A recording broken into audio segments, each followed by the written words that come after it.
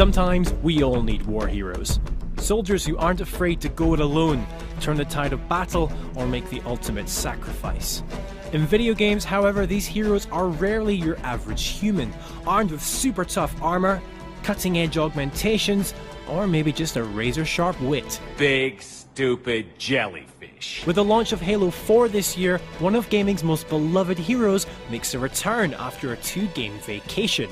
Master Chief, ready to defend the galaxy once again, this time facing off against the latest alien race on the block, the Prometheans. But exactly what is it that makes him so good at soldiering? And should the need arise, could we engineer our own Master Chief in real life?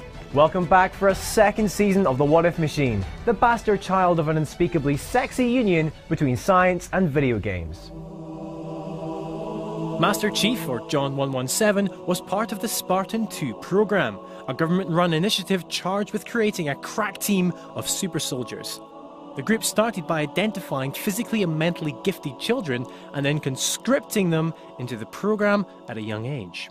Transforming John and his fellow kidnapped Spartans-to-be into a troop of deadly super soldiers requires 3 key ingredients: years of intense training and education, high-tech power armor, and genetic modification.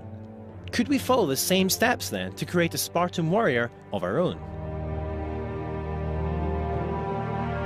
While intensely training soldiers from childhood is nothing new, the Spartans of ancient Greece, from where the training program gets its name, decreed that at age 7, all young males would leave their families to join an army training class, hardening their bodies by physical exercise and learning to endure pain and hardship without complaint. As for power armor, well, we are totally making steps towards this in exoskeleton research. Just check out our episode on the Crisis Nanosuit for all the information. Okay, so that just leaves us with genetic modification. Is it possible, and should we do it? Well, I tracked down a couple of experts to find out. I think it's very possible that we could genetically modify humans. I suppose the argument which people then start to ask is, should we? And it becomes an ethical thing about how much of us is untouchable, I guess.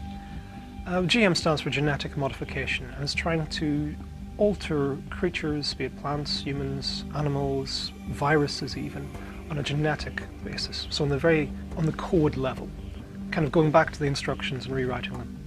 And it's got a myriad of uses. There's all sorts of approaches. Some people are trying to make crops have longer lifespans so they can sit on the shelf that bit longer and the nutrients don't decay, they still got as many vitamins and that kind of thing.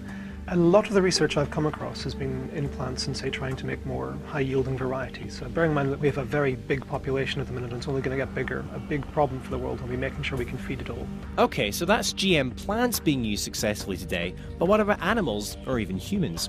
So right now there is no real reason about genetically improving human beings. However, we have a lot of enhancements of mice. If we wanted to make super mice, we could definitely do it. So it's not just that we could make them fluorescent, which would look cool. There are actually enhancements that seem to give them better memory. We have enhancements that make them live longer. We have enhancements that make them regenerate better, and so on. And a lot of this would probably work just as well in humans. I think that it's inevitable that we probably will start genetically modifying humans, and as is the case at least at the start for everything, it will be entirely for medical reasons. So we're doing these things already. We're trying what we call gene therapy, means of switching off mutated or bad, for want of a better phrase, genes that are doing you harm within a body. Right, so the idea of genetically modifying humans is definitely possible. An important thing to consider, however, is when to do it. According to the Halo backstory, Master Chief and his fellow Spartans in training received their genetic modification at around the age of 15.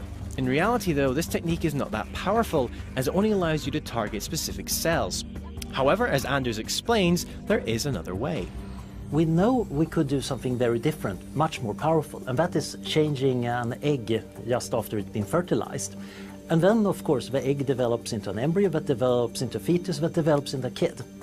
And now, of course, every single cell would have been modified.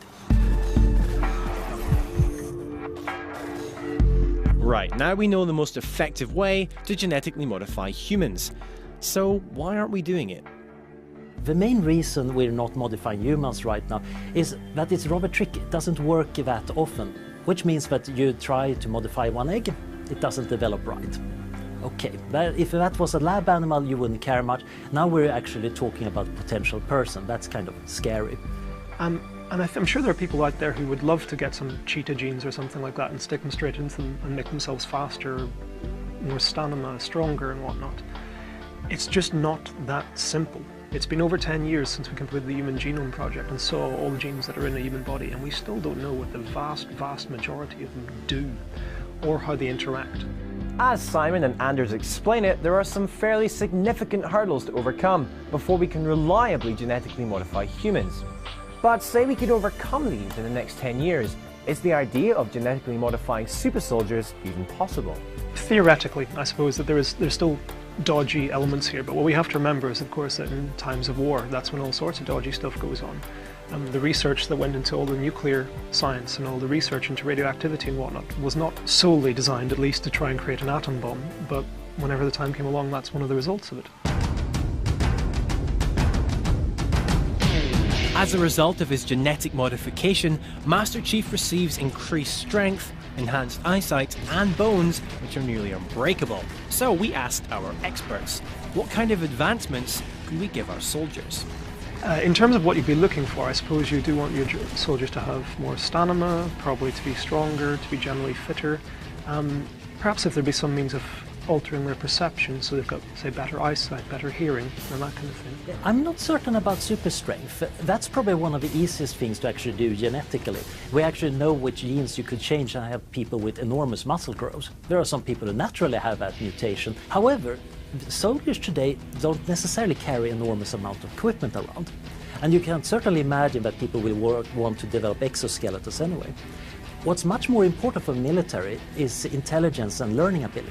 So maybe you want somebody who's really smart, good at learning things, maybe good with technology, maybe more like a computer gamer than the traditional Sylvester Stallone character.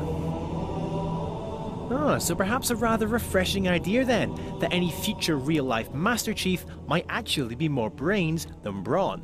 However, both Anders and Simon were keen to mention some other more general issues with using genetic modification as a way of creating super soldiers. Imagine today that you started your super soldier project. You would try to enhance the genes of some kid.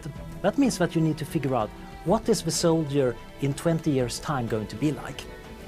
And if you ask military planners today, they're having a hard time figuring out how war is going to look in 20 years' time. I think things like implants, nanotechnology and other forms of cybernetics might actually have a bigger impact, because now you can figure out what you need next year and start upgrading people. We generally do find that there's a certain kind of trade-off in a lot of bodies and in terms of evolutionary stuff, though. So a good example of this might be that there might be a cost, actually, of making somebody stronger. You might find that their joints wear out faster or something like that. And then, of course, there's the big question of, should we even be doing this? Ethically, is this a good idea? I'm in general in favor of enhancing humans. I think we can actually do it and that it could be very ethical. But we need to figure out why we're doing it. And it shouldn't be because we want to use other humans as tools. It's because we want to give them a good life. And in that case, there are general purpose goods that are good for practically anybody, regardless of whether we go into politics, arts, or become soldiers. Things like being intelligent, things like being healthy, long-lived, and maybe being quick on your feet when thinking. It's even more scary, of course, if you think about the ethics of, well, if you grew up and your parents had designed you in a particular way, what would you do when you become a teenager? Rebel against that? Would your parents sue you and say, we spent this much money on giving you these genes and you don't want to become a super soldier or piano player? However, there are various enhancements that we probably would like to have, like resistance to certain diseases, slower aging, avoiding various ailments. So I think in the long run we're going to try it. But right now it's kind of expensive and we're not good enough at it. So there are a number of technological and ethical hurdles to cross before we can engineer our very own Master Chief. However, there certainly is nothing impossible about it, and probably something that will be explored in coming years. But what do you think? Should science be attempting to solve these problems? Would you volunteer your future child for genetic modification? Or should we forget about it and instead focus on cybernetics as a way of improving our future armed forces? Leave all these thoughts and more in the comments box, and stay tuned to this video now for a sneak peek at next week's show.